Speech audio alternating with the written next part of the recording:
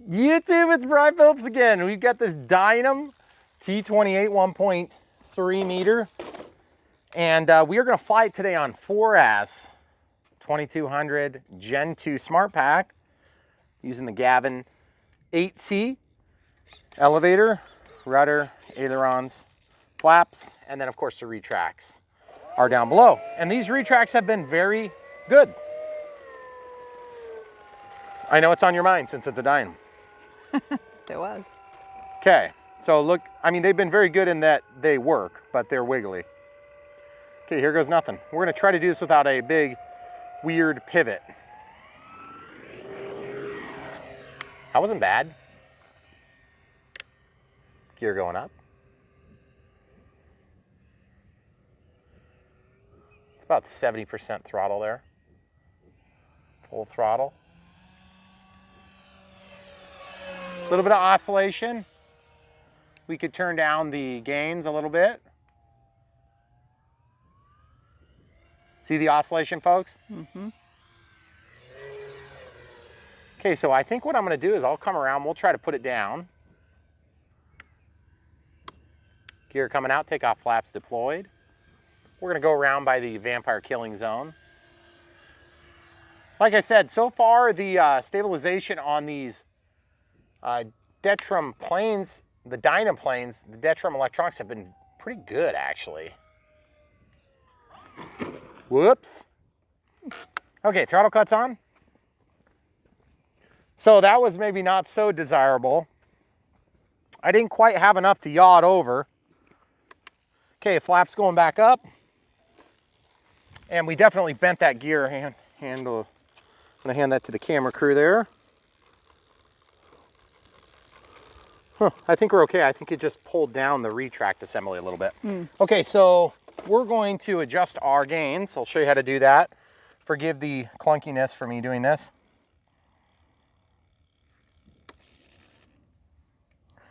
Okay, so we're gonna go into the menu. Is it under model parameter? System set? Nope. Airplane gyro? Yaw roll. Let's turn that down a little bit.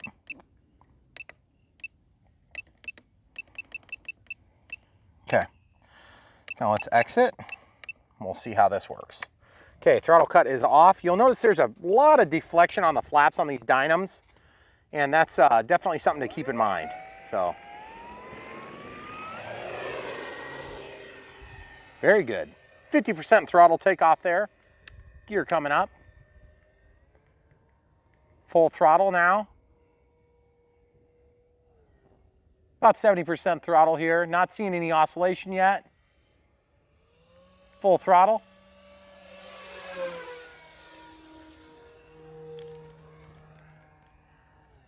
That elevator has just got a lot going on. Definitely fast. The 4S is definitely better than the 3S. Feel like it's maybe a little bit pitchy for my taste. Could be corrected pretty easy with a little adjustment in the gyro.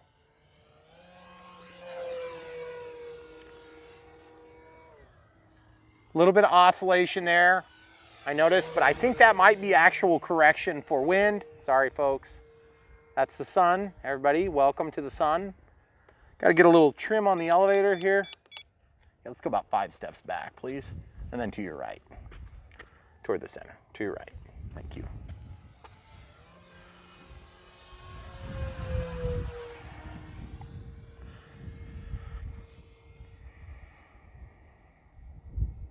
So that's 100% throttle. She's got plenty of power.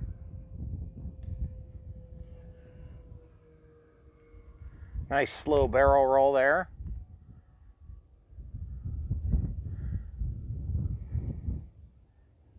Really hard to tell orientation from this position. I'm way out there, of course. Just trying to show you what it'll do for range and things like this, no problem. Like I said, definitely a little bit pitchy. The wings are getting beat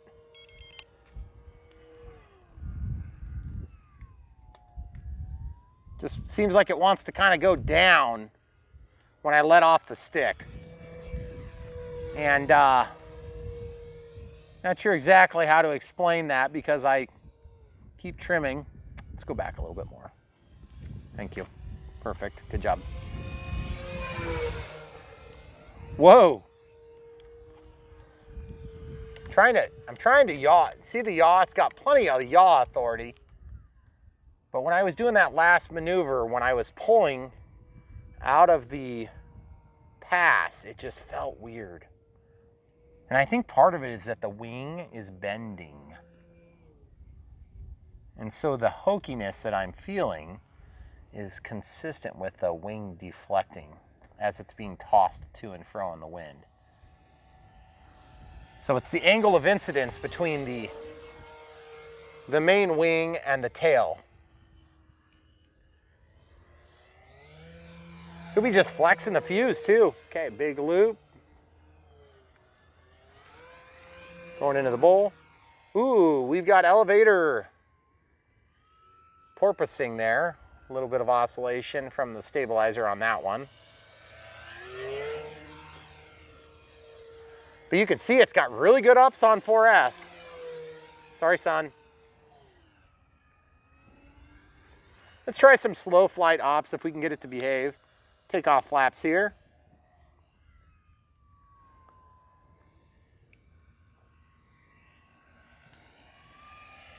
Slows down nicely. Definitely doesn't look near as refined as some of the competitive brands we've flown. But it's in the air still.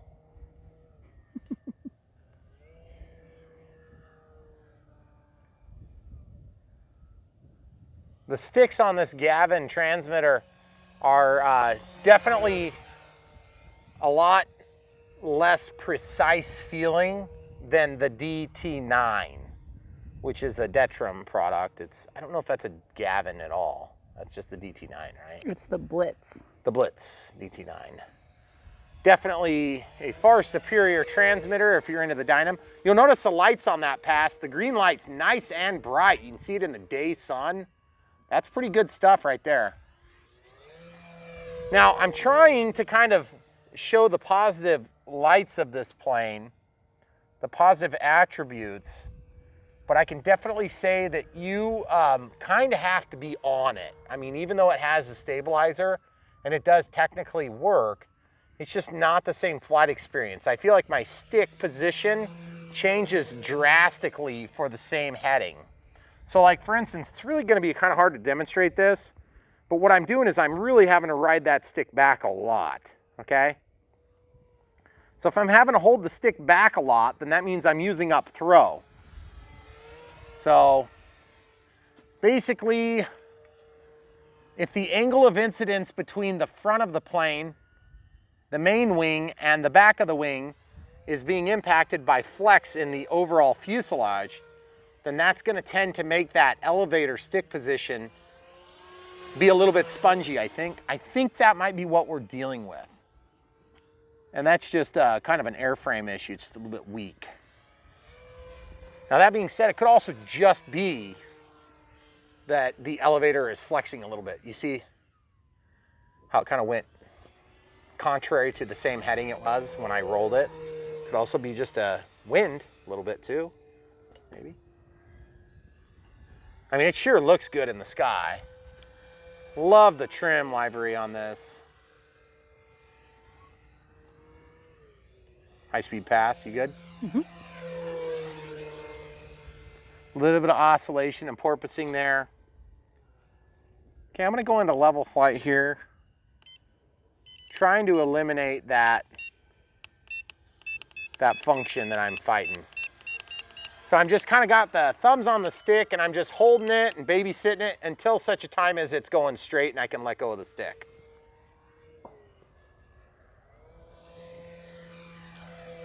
Okay, I feel like it's a little better now. We got a little bit more symmetry on the up and down on my elevator.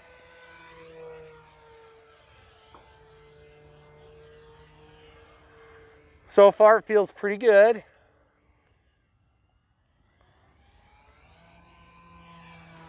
I don't know if you guys can tell in the video, but the dihedral seems to go from about, let's call it 5 to 6 degrees to about 12 degrees when I go into a high G maneuver. The opposite is true when I do a negative G maneuver. Oh, crappers. Running out of power here. Oh, that's not good. Gear coming down. Guess I'm landing right here, right now. Okay. All right, throttle cuts on. I was gonna ask about timer, but I didn't even pay attention, guys. That was not the plane's fault. That was my fault. You can stay up off of the mud. we're at 10:45 on video, and you took off pretty quick from right when we started. So that nose gear's not happy with me right now. no. See? Yep. But to be honest with you, probably not that big a deal to fix either, because it looks like the whole thing came out. Yeah. See?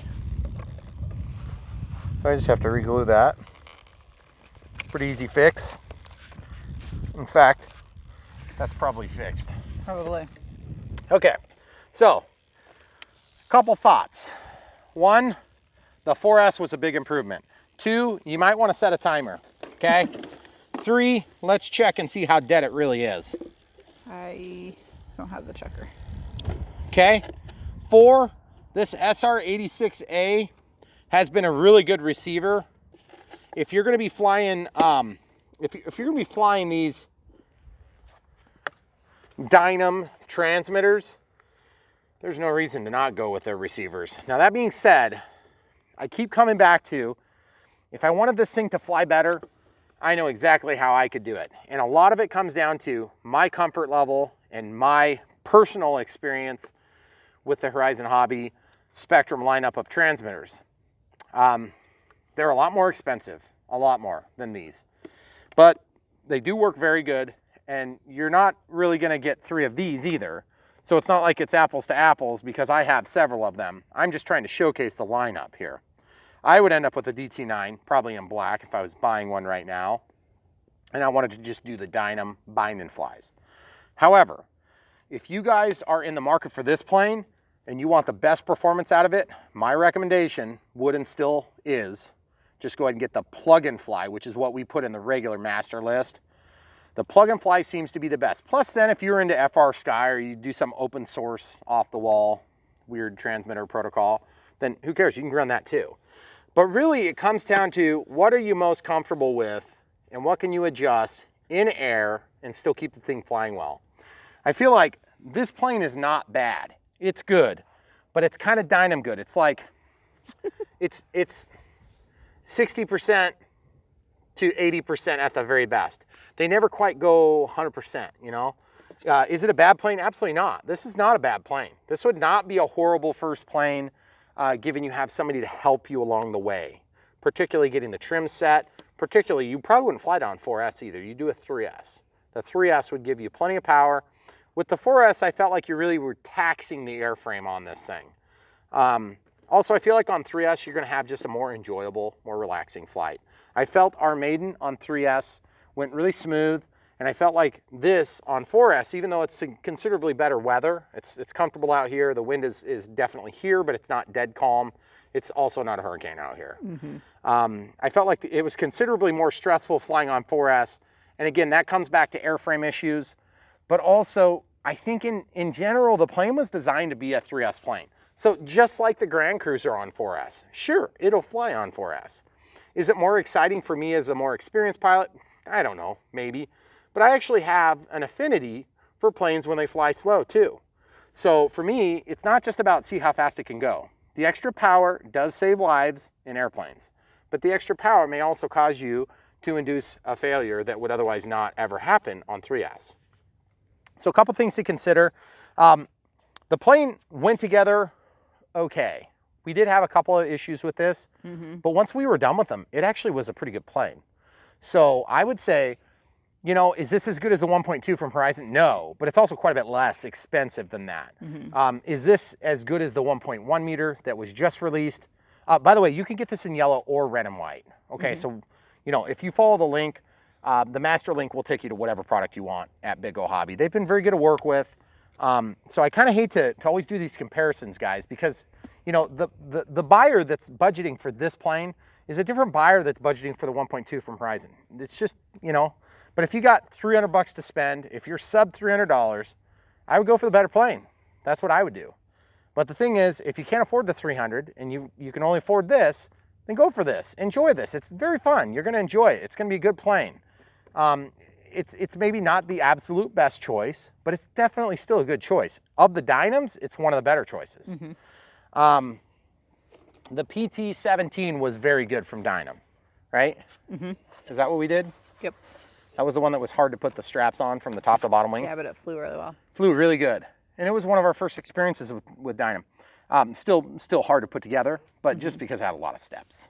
So this plane's actually turned out really nice. And you know what? Now that I sit and look at it, I think that's an effeminate pilot. I think we talked about that already. Did we?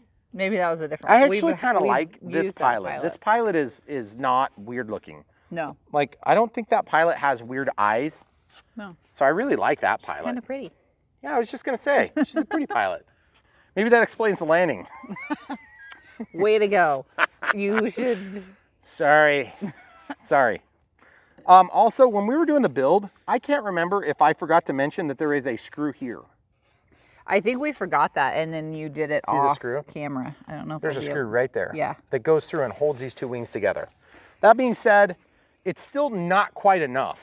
Like, there needs to be a little bit more carbon fiber spar or fiberglass or whatever to kind of hold that dihedral.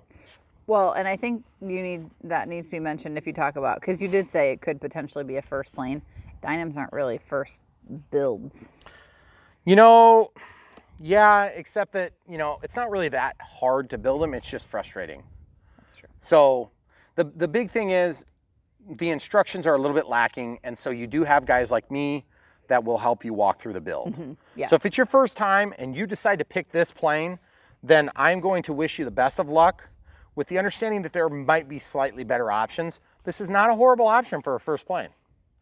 Watch the build series. Watch the build series. Actually watch it. The whole thing. Yep. All tedious. 12 hours. 12 hours of it, whatever it is. So, and then also the 6th seat, which is considerably cheaper than the 8th seat. Well, not considerably, it's a little bit cheaper. And also the transmitter receiver combo that we ended up using in the FW190 from Dynam. It's another good option for this plane. It would have driven this system just fine. You have additional channels that allow you to turn on and off the stabilizer here and while flying. My issue with Dynams is that I can't take my fingers off the sticks long enough to make any adjustments. If I had a buddy that was a good flyer and also understood the menu structure, you could be flying and have them come over and adjust a setting while in flight, which is a pretty cool feature. I mean, it's admittedly a very cool feature. One of the features that you can also do on the Spectrum gear, which costs 5 times as much or 4 times as much. So the no BS review is that, is this as good as the other options that are in this size class? No, but it's cheaper. So it's not gonna be the same. It's gonna be a good choice. Is it the best choice? I don't know, it depends on your budget. That's really the answer. So when you're flying this thing and you think, man, it's dead calm, I don't know what that guy was talking about, my plane has been great. I agree, you could have this, but here's the thing. Once you drive a Ferrari, you're gonna know that the Escort GT doesn't drive quite as good, okay? Now, I'm not saying you can't get to the grocery store with the Escort GT, okay? And you can still do it in style, but the thing is, it's just different style, and that's the key. I mean, there's slightly different budget differences between those two examples, I think, but even still, I like this plane. It's fun. It's still in the hangar. It still flies. I just crashed it twice, and by the way, both of those crashes were actually my fault totally. So I don't want to blame Dynam for that one. Would I go out and buy this if I had the budget for both? I guess if I had the budget for both and I was just trying to save a few bucks, no, I'd probably still get the better one. That's what I would do. Yeah. But there again, you know, if you're trying to kind of, you know, get by on a smaller budget and you don't want to, maybe you want to have another, like for every 4 planes you buy from Dynam, you'll be able to buy that 5th one or that 6th one, you know, compared to a Horizon or or an FMS or some other variety of brand, something that Motion sells. So I would say that at this point, it's an all right plane. It's definitely good. It's not as refined as I would like it to be, but that's okay. Any other thoughts? I think, and if people know that it's a project builder, it's going to take you a little while to get it together, you know, that helps going in too. Yeah, plus it has lights. Yeah. Which is very nice. So if you do a lot of flying, and keep in mind the 1.1 from Horizon right now, which is pretty close to the same price, that's a 1.1, this is a 1.3, considerably larger, but this one has lights, it has flaps, and it has retracts. All three features that I would normally complain and gripe about, except for when the 1.1 meter flies so good and does such a great job of it at everything it does. So that being said, I also have personally bought a 1.2 meter from years back, and it was one of my absolute favorite planes. The tendencies that this plane has that take it from 100% down to 60 to 70% are not present in that plane, except for the nose gear being weak. All T-28s, let me just head you off. I know your next thought is, all T-28s have problems with the nose gear, so I didn't even want to hear it. Every plane that I've heard of, with the exception of, I think, the 1.4 meter by FMS, which is, again, like 3 times the cost of this, so it's not even a comparison, has a very heavy duty nose gear from what I've been told. So, you know, great. So you've got a double the size plane that costs 3 times as much. Of course it's going to be better. So hopefully we've covered our bases here, guys. We want to give you the no BS approach, especially on second thoughts, where we've had a chance to think things over. We've had a chance to not be freezing in you know, some weird middle of the winter review. But yeah, this plane is good. It's just not quite as good as the other options that are out there. Come back for more.